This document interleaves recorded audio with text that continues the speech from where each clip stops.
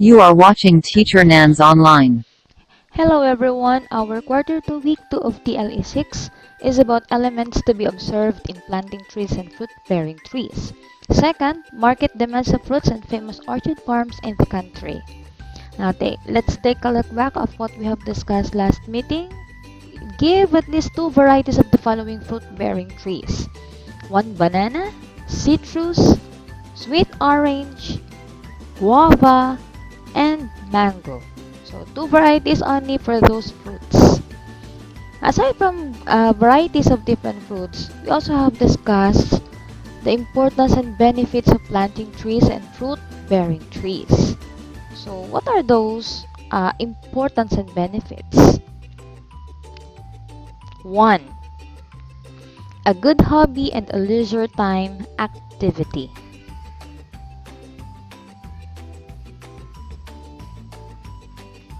2. Valuable to the family and the community for the many products it can give. 3. Trees give us shade against sunlight and their roots help in controlling the flow of rain and prevent flooding by absorbing rainwater.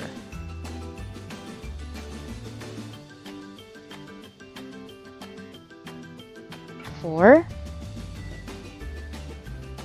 Moreover, the woods that came from the trees are used for shelter, transportation, and other decorative purposes.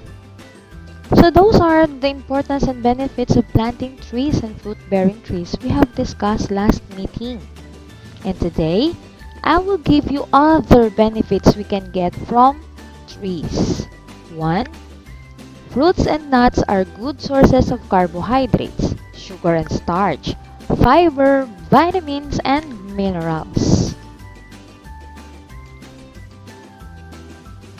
2. Trees promote soil stability by protecting the soil from erosion and prevent floods. 3. Trees reduce destruction to homes and agriculture crops by serving as windbreakers during typhoons and storms. 4. Trees improve the atmosphere of a place by giving a feeling of freshness and coolness, reducing temperature and decreasing pollution in congested urban areas. 5. Trees provide shade to houses, streets, parks, and makes playgrounds attractive. 6. Trees contribute to the beautiful landscape in the city and the countryside. 7. Trees help maintain high-quality water supply. 8. Trees serve as valuable habitat for wildlife animals.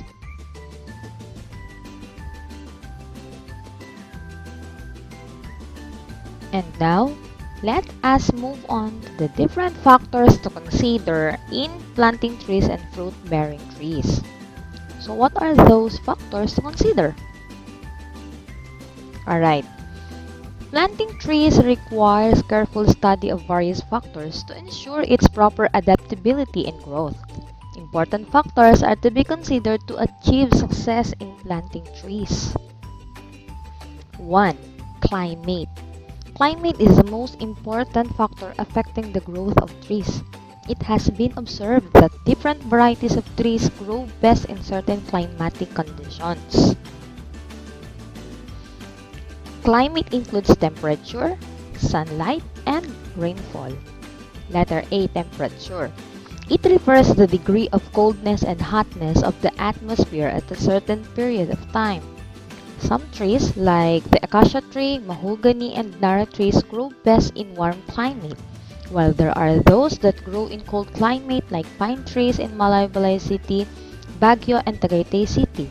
When trees have grown to maturity, they can withstand any weather or climate. However, it is only during the seeding stage that they can die due to extreme temperature changes or fluctuations. B. Sunlight is the main energy provider in the process of food manufacture. In the plant kingdom, Sunlight influences the growth of trees through its effects on the photosynthesis, transpiration, flowering, rate of water absorption. With strong sunlight, trees and plants grow with shorter internodes and smaller leaves, while the absence of sunlight makes the stems whitish or yellowish and relatively develops a poor root system. Rainfall. It is very important in the growth of all kinds of trees. Too much or too little water may stunt their development. Thus, rainfall runoff must be controlled so as not to flood and drown the growing trees with water. Alright, number 2 is soil. Trees, like other plants, are also dependent in the nutrients that soil provides. As a primary growing medium for plants, the soil contains mineral elements necessary for normal plants' growth and development of the trees. Nutrients such as nitrogen, potassium, phosphorus, and others are being absorbed by the roots and of the tree for the plant to grow. There are two basic types of soil: mineral soil and organic soil. Mineral soil is composed of inorganic substances with varying amounts of decaying organic matter. 2. Organic soil is formed from partly decayed plant materials. The best soil for growing trees is dry, warm, porous, loamy, and sandy. 3. Water. Trees cannot survive without water, for it forms part of every plant cells and tissues. Trees are very dependent on water because it serves as a solvent for the nutrients from the soil.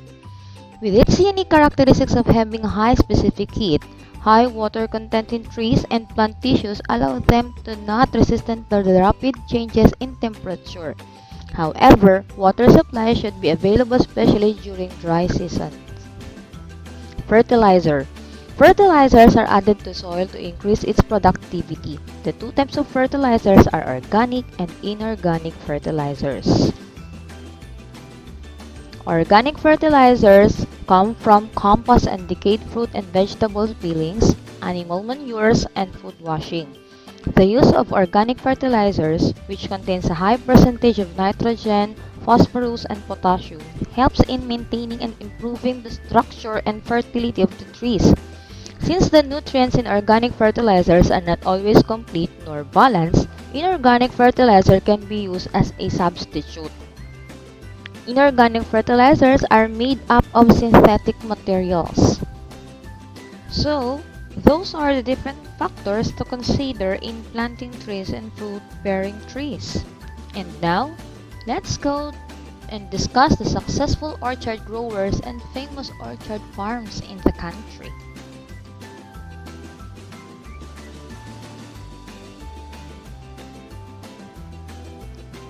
Let us name them one by one.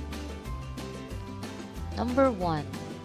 Edith Dragon Lady Takuykuy, Ref Mud Farms. Editha Aguinaldo Takuykuy. Manang Editha ventured into the dragon fruit business when she was told how the fruit can help relieve constipation problems, a condition common to cerebral palsy patients. Her daughter Kate was suffering from this ailment. Selling at 450 pesos per kilo, dragon fruit was too expensive for Editha, so she decided to raise her own fruits in their backyard. From a small plot, they now own a 10-hectare property. Dubbed as Dragon Lady, Manang Editha, together with her husband and daughter Mimi Mildred, also expanded their business into dragon fruit ice cream, vegan dragon fruit lumpia, wine, vinegar, and even empanadita, dumplings, and burger patties. Located in Barangay Paayas, Burgas, Ilocos Norte, Ref Mud Farms, Rare Eagle Forest, Marine, and Agricultural Development, is now an agri-tourism showcase offering research and livelihood training to fellow Ilocanos and interested farmers. No less than President Noynoy Aquino awarded Manang Editha for her hard work, as well as other well-known awarding bodies. Her farm has a steady market in neighboring provinces in Ilocos Norte and Metro Manila. Dole Philippines order in bulk, while hotels in Ilocos Norte are their regular clients.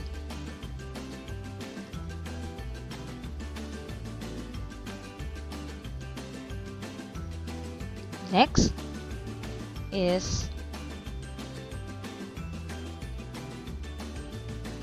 Alfredo M. Yao, Zesto Corporation. Alfredo M. Yao, the juice king of the Philippines, also owns a farm in Negros Occidental aside from Zesto Corporation. At 12 years old, he lost his father and grew up doing odd jobs to help his mother feed her family of 6 children. One of his jobs was working in a warehouse of a packaging company.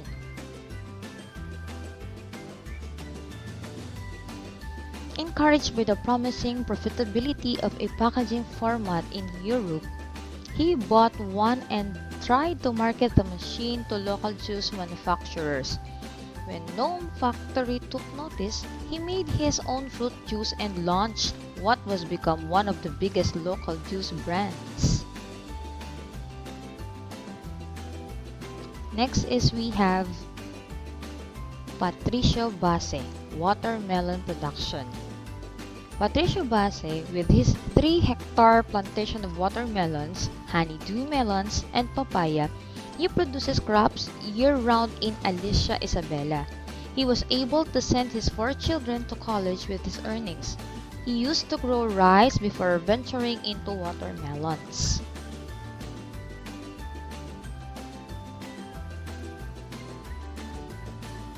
He said there was no money in planting rice, but now with melons, one can even hit the jackpot. In July 2013, he planted Diana watermelons in 3,500 square meters and got 12 tons worth 480,000. Next, we have Senen Bacani of La Fuerta Incorporated. Senen Bacani of La Fuerta Incorporated, a former Department of Agriculture head, Mr. Bacani is now the CEO of La Fuerta Incorporated. "We excel because we care" is his company's motto. With his eagerness to help his community in Mindanao, he converted his land into a banana plantation that produces 5 to 6 million boxes of Cavendish bananas and exports them to Middle East and other Asian countries. Next is we have Joseph Calata of Calata Corporation.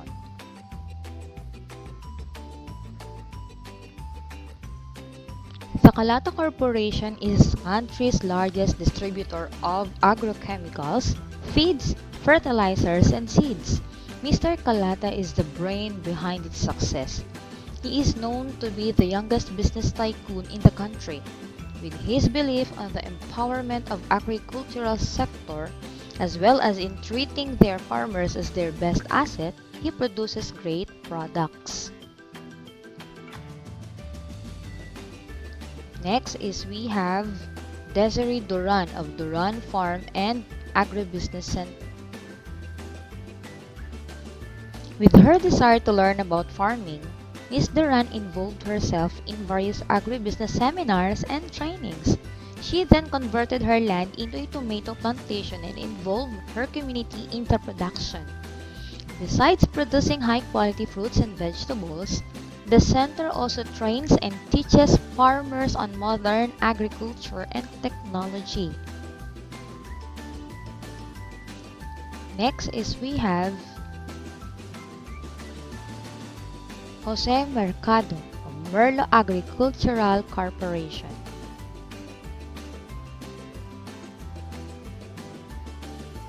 As a young boy, he was already exposed to coffee farming in Batangas. He continues this kind of business because he knew that coffee business will make him successful. It actually gives him a better life. As one of the pioneers in the coffee beans and roasting techniques, he likewise developed his own blend, Café de Lifa, for its flavor and aroma, beside the popular brands Batangas Brew and Kapeng Barako. Next, we have Philip S. Cruz of Herbanext. He owns one of the largest local sources of herbal extracts. He established the pioneer herbal extract manufacturer in the Philippines and is now exporting herbal extracts in other countries. With that, he is also among the list of famous orchard growers in the Philippines.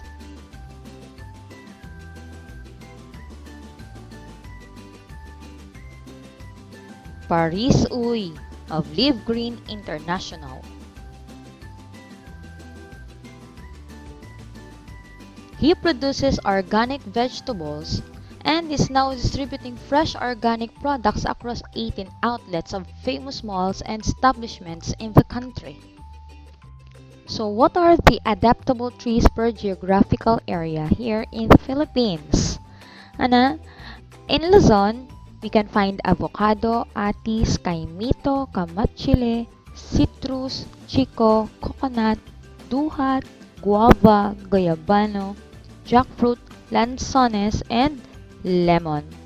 And in Visayas, we can find avocado, kaimito, duhat, coconut, guava, mango, jackfruit, pili, and siniguelas.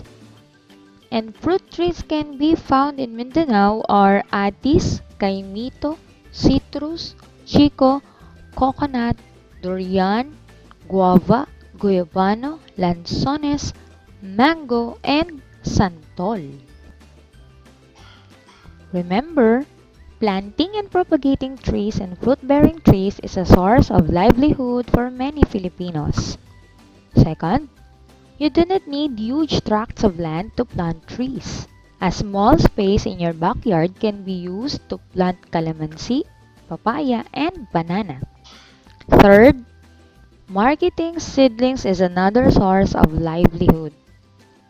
Fourth, many farmers become successful orchard growers in the Philippines, like Edita Ada Kuykoy, a dragon fruit farmer of RevMud, Patricia Base with honeydew melons and papaya plantation, and so many more successful orchard growers in the Philippines. They give also employment to some of our rural folks. And that's our lesson for this week. Goodbye and thank you for watching.